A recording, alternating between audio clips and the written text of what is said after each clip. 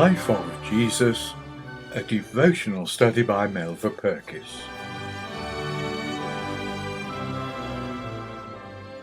Book 4, Chapter 9, The Beatitudes.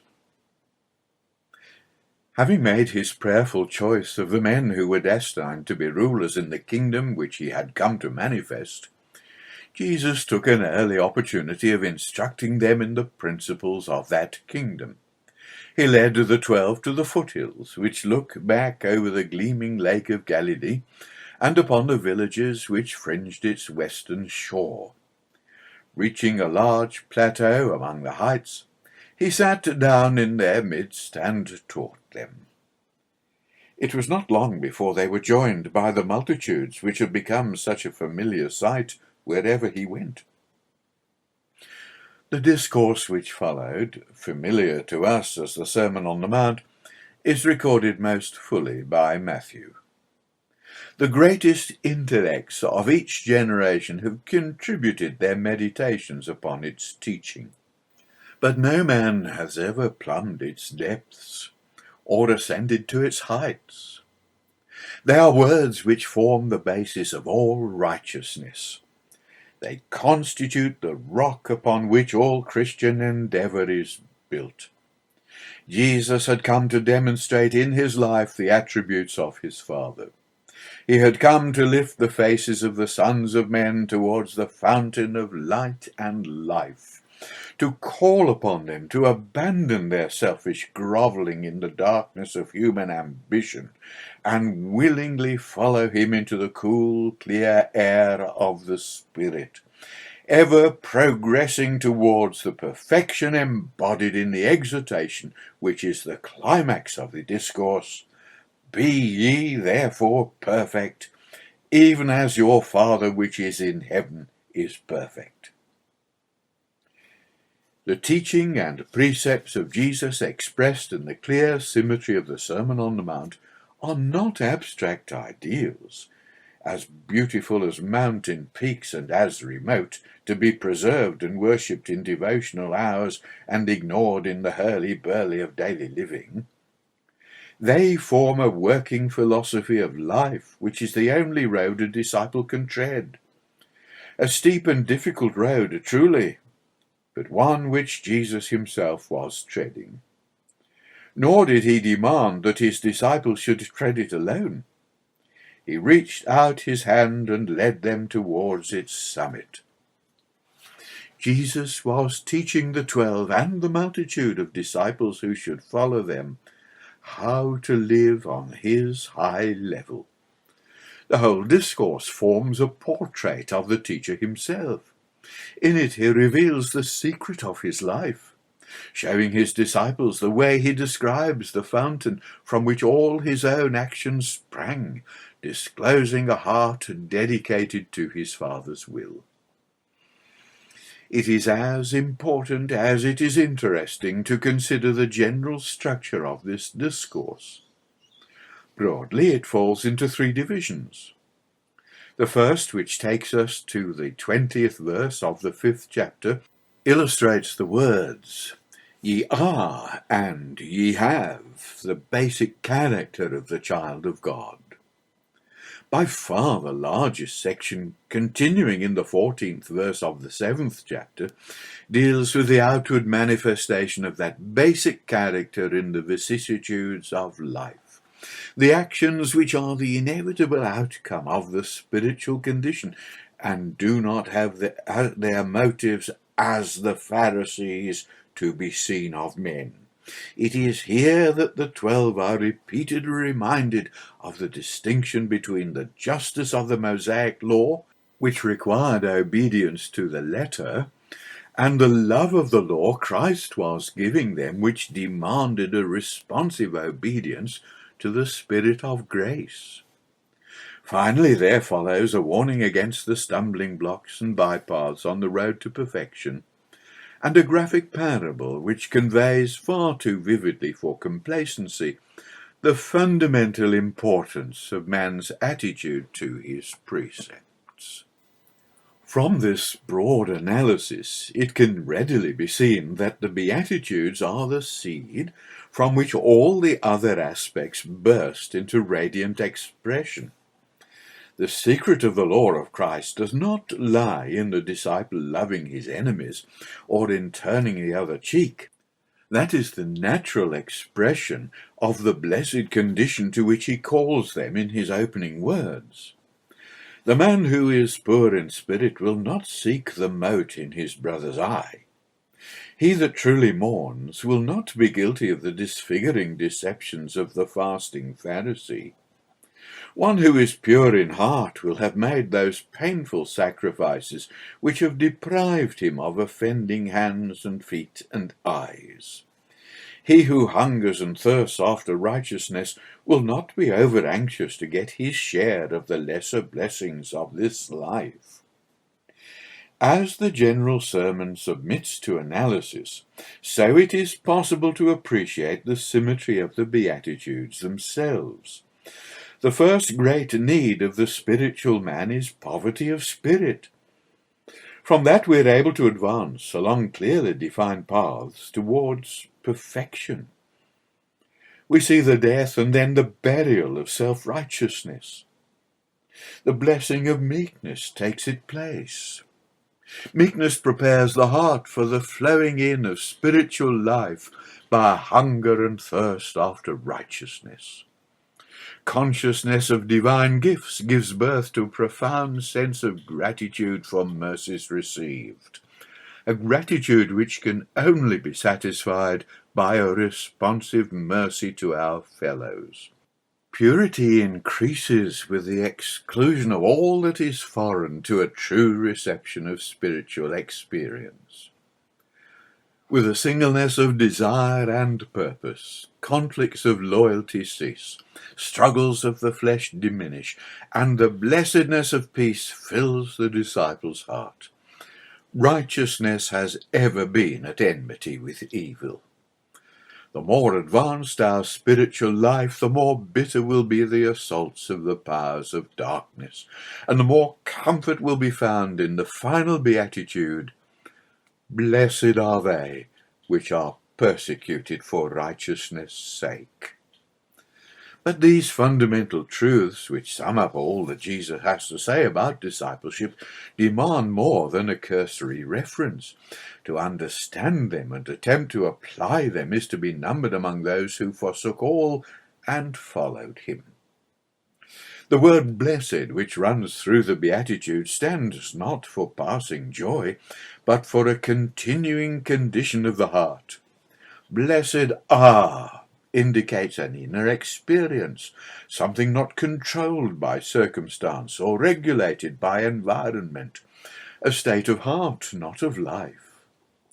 If the listening 12 or the multitudes of listeners that have followed them can attain this blessedness, which, by God's grace, is the reward of a diligent endeavour to keep these commandments, then all the circumstances, difficulties, and temptations of life will be met and controlled by this condition of a heart which beats in harmony with the heart of Jesus. The first stage in discipline is poverty of spirit, a deliberate renunciation of many things which the flesh finds attractive. Immediately the way of Jesus struck away from the way of men. He taught that self-sacrifice, not self-culture, is the true vocation of those who would follow him. The disciples were shown at the outset that they had to make a choice even more important than the decision to leave all and follow him. It was impossible for them to travel upon two roads leading in opposite directions. Jesus showed them that they could not begin to accept the gifts of God until they were prepared to give up the prizes the world had to offer. The spirit that fights for its rights, that demands adequate rewards for natural endowments, may indicate worldly wisdom, but that wisdom is foolishness with God. He also showed them that the end of poverty of spirit is not poverty, it is riches. They would commence a journey which leads them high above the thoughts and ways of men to the mind of the Creator. Theirs is the kingdom of heaven. When the work of their Master rises to its consummation at his return to the earth, it will be those who have willingly broken their lives and renounced their spirit to serve him who will be the children of the kingdom. In that day, those who have sacrificed the dubious pleasures of a godless world, manifesting a longing, never satisfied desire to enjoy the fellowship and accept the responsibility that Jesus offers, will receive the unspeakable gift of immortality and will shine like stars in the kingdom of his Father. Spiritual mourning is the natural outcome of the renounced spirit. When his own temporal ambitions and wants are resolved, the thoughts and activities of the disciple can turn to the need of others. He is able to share their burdens and enter into their sorrows, losing concern for himself, not so much deliberately as inevitably. He begins to manifest love for others. Jesus himself had done just that. In the wilderness of Judea, he had resolved his own problem. He returned to give his whole attention to the needs of men, loving them even to the uttermost. Now, in that same spirit of love, he teaches them that the trials, disappointments, and sorrows of many hearts are concentrated on the heart of the true disciple. Answering his call to a life of love and service, they are entering into the fellowship of his sufferings. The veil of tears lies before them, but by bearing the burdens of others, they would fulfill his law, and with the mourning came the promise of the blessing of comfort. The literal meaning of this word comfort is strengthened by being with. This godly sorrow was to bring to his disciples a companionship more precious than his physical presence, a deep spiritual union from which they would draw strength from his strength. Thus they would receive a measure of peace and joy far exceeding the measure of their grief. Meekness is not weakness when it is the quality born of the two previous Beatitudes. The spirit of renunciation and the spirit of loving service combine to produce the man who is meek. It is a state which emerges from a breaking and softening process. To the world it sounds effeminate and tasteless, but upon the lips of Jesus, the eager disciples realized that it was a quality to be found only in the bravest and strongest characters. It is not the natural meekness suggestive of tameness which belongs to the placid, easy-going, amiable man. It is the hard-earned reward of a purging spiritual experience which has demanded a high degree of courage and self-control. The blessing of meekness is inheritance. Blessed are the meek, for they shall inherit the earth. It could not be claimed in the light of the apostles' subsequent experience that this blessing was offered to them as a present possession. The earth was under the temporary dominion of the proud and the arrogant. Already they had had evidence of the temper of those who occupied the highest places in the earth, evidence that would accumulate until their master hung on the cross. But that would not always be. Although for a season they would suffer under the injustice and cruelty of men, their inheritance remained. An heir is one who is not of age, but who is coming into his possession at some future time. Thus Jesus was sowing to his disciples' mind the seed of a truth which he was later to develop in many wonderful ways. By a strange paradox, by forsaking the world, they were to inherit the earth. This beatitude is a paraphrase of the 37th Psalm, which gives the picture of evil now prospering and the wicked flourishing as a green bay tree. The godly man is exhorted not to fret over their power, nor be envious of their prosperity. Though he suffered adversity at their hands, he must continually delight in the Lord and commit his ways unto him.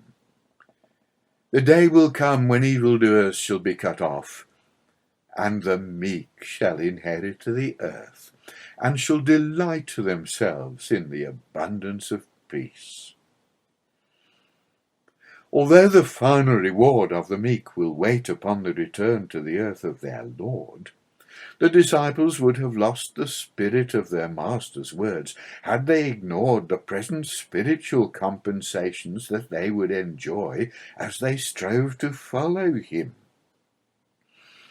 In the very process of their struggles, they would experience a peace passing understanding, a fellowship and a deep sense of communion which would be for them, and can be for us, an earnest of the eternal inheritance which awaits those who are the true sons of God. Book 4, Chapter 10, The Beatitudes Continued. Finding life by letting it go is an emptying process. It empties the disciple of the ingredients that produce the satisfactions of the carnal mind. But a life cannot remain empty. Something is needed to take the place of those things that have been sacrificed. Blessed, said Jesus to the men who were determined to follow him, blessed are they which do hunger and thirst after righteousness. A man who is satisfied with the world is not a hungry man. Being full, he has no interest in spiritual food. He cannot enjoy the rich fruits of the Spirit because his capacity for enjoyment is limited by his chosen environment. Spiritual hunger, no less than natural hunger, is a craving which must be satisfied or we perish. It should not be necessary to be led into the darkened stillness of a death chamber to realize that all hearts are empty unless God fills them. Nor should we wait for the disillusioned confession of a broken heart to bring home to us the truth that all desires fail, except they crave after God. Appetite is quickened by the attractiveness of food. To the listening disciples on the Mount of Righteousness to which Jesus called them was not the legal righteousness of tradition. They could see that every day on the street corners. It was not even the abstract righteousness of the law. It was embodied in the one who sat in their midst. The hunger and thirst of their renounced spirit was to find its satisfaction in Christ. As their life with him grew into an abiding fellowship, so the pangs of hunger died, and their thirst was quenched. They experienced a partial fulfillment of his promise that they should be filled. It was impossible for them to tap such sources without powerful results. They had not all the same capacity, but with one exception, they were all filled. Truly there were fleshly interruptions from time to time, but these only emphasized the distance they had travelled, and threw into clearer relief the goal towards which they moved. Appetite for righteousness cries out to be softened by mercy. The 12 were in little danger of losing sight in this while Jesus was with them, his hand constantly raised in blessing and restoration. But this many-sided picture of the mature disciple was not for that time alone, nor for those ears alone. The days were coming when he would be taken from them, and they would continue the greatest task ever committed to frail men. In turn, they would be followed by generations of disciples, each striving after the perfection which their Lord was describing in simple, trenchant words among the hills of Galilee.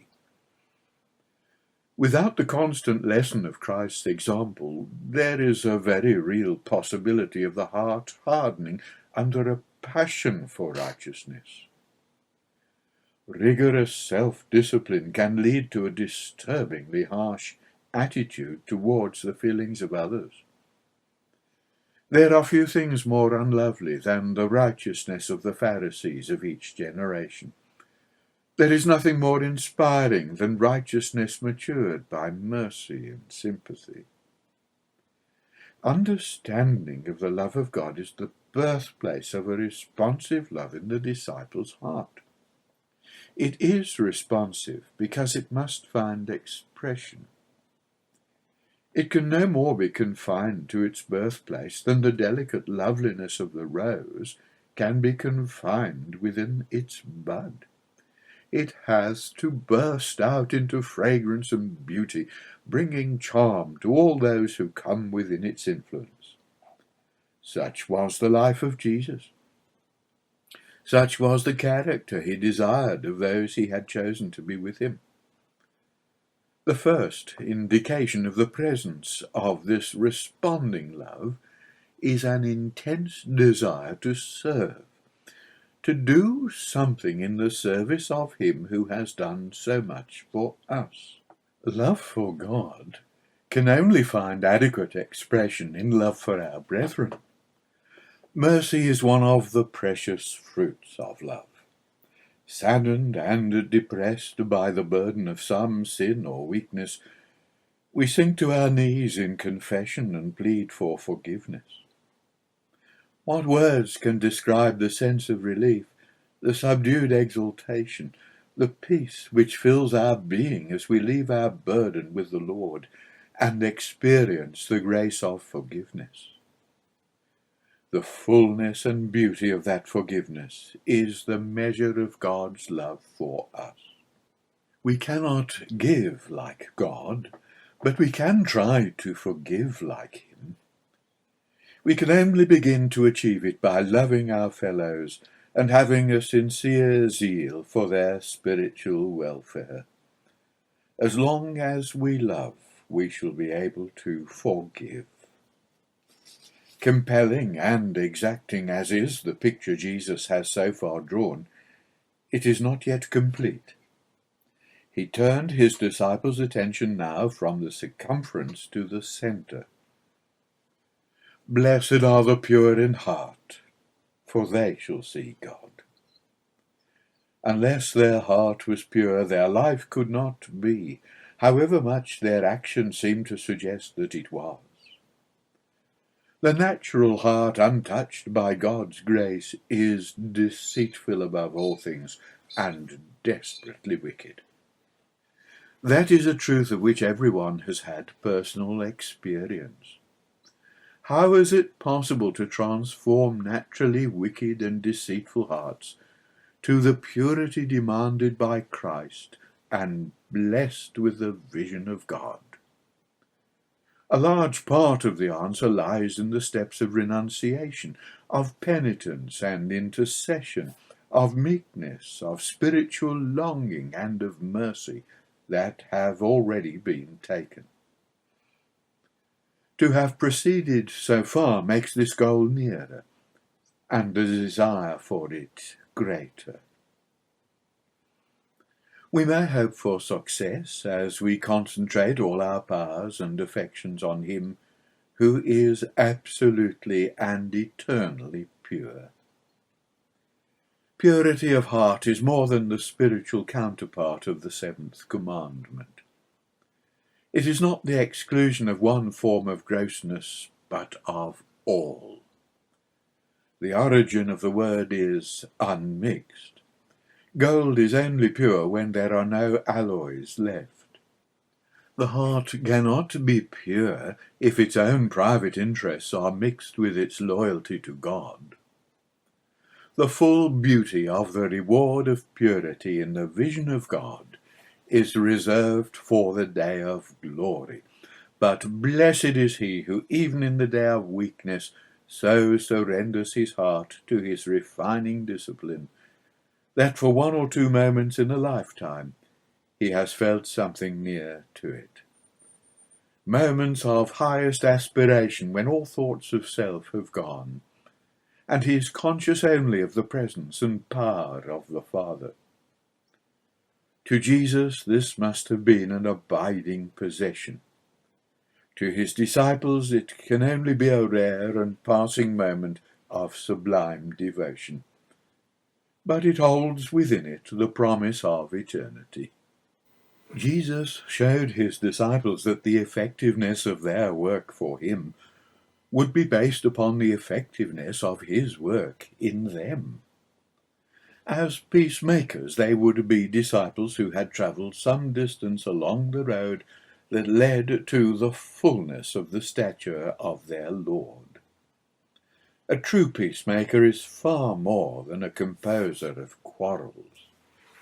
The mediation between 2 individuals or factions striving against each other is a small part of a work of deeper significance.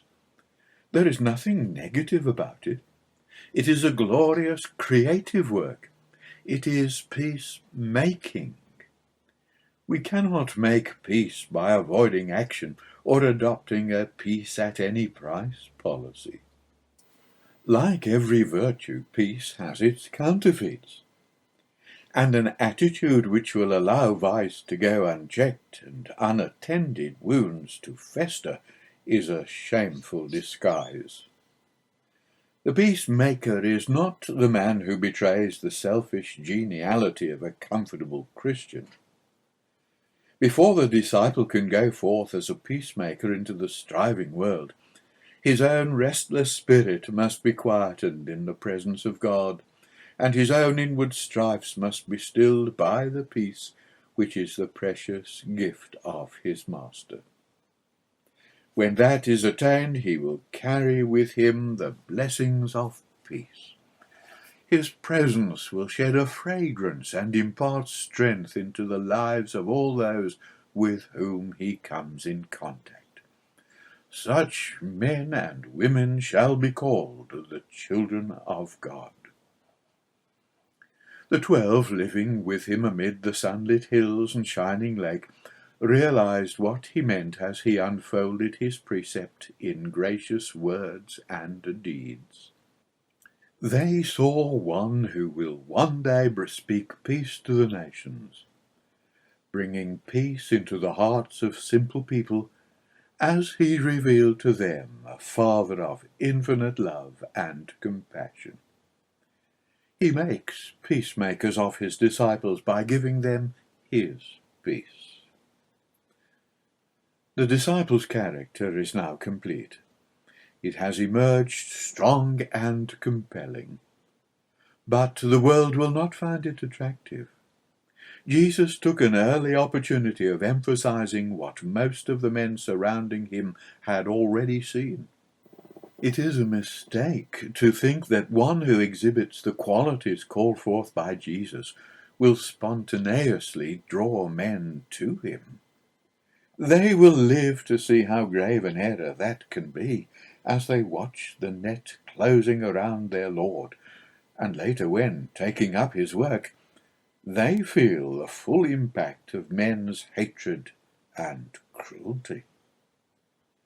The measure of faithfulness will often be the measure of persecution. But Jesus showed them their true attitude in the face of persecution. Rejoice and be exceeding glad. The reason for their joy would be that they were enduring for his sake. How much easier it would be for that reason. What a difference it would make, and what an incentive it would give. In the days to come, many of them were to go to prison and to death. The brave light that shone in their eyes, the courageous smile that hid their agony, would reflect the vision of the one who was now in their midst, but who would then be but a precious memory. They would die in the triumphant knowledge that they were suffering for his sake, and knowing this, they would be content. Persecution strengthens character, saves from selfishness, develops trust in God. Remembering their master, it was not so difficult for them to forget the injustice in the privilege. So the true disciple of every age sits at the feet of his Lord and learns the manner of man he would have him become. His progress becomes a triumph not of words, but of works. The world sweeps by him largely unconcerned, but when it does take heed, it is disturbed and it persecutes. But there are always hearts waiting to be touched by the appeal of a Christ-like spirit. So the great work goes on, more powerful than the perplexities of life and the subtleties of the flesh. The disciple hears the voice of his Saviour. Lo, I am with you always, even unto the end of the world.